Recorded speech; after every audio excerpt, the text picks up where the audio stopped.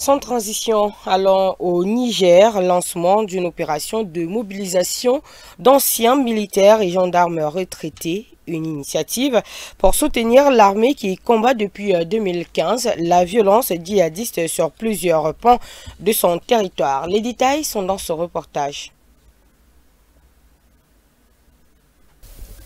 C'est pour soulager les forces de défense et de sécurité qui sont constamment sur le terrain que le ministre de la Défense, Al-Kassoum Indatou, a jugé utile de faire appel aux anciens militaires et gendarmes à la retraite depuis 5 ans au moins, parmi lesquels on note des spécialistes de plusieurs domaines. Une première opération de mobilisation de 1000 anciens militaires a été lancée lundi dernier à Niamey, capitale du pays. C'est ainsi la première opération du genre lancée au Niger pour lutter contre les groupes djihadistes dont les attaques meurtrières se sont multipliées depuis 2015. Plusieurs pans du territoire sont touchés.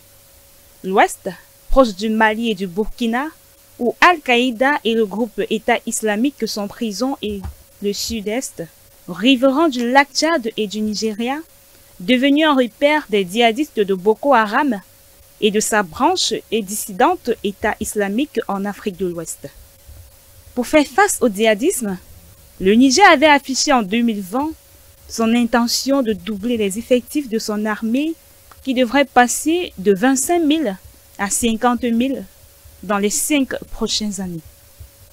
Notons que dans la lutte contre les islamistes armés, le Niger bénéficie du soutien logistique et en matière de formation de la France, des États-Unis, de l'Italie, l'Allemagne et la Belgique.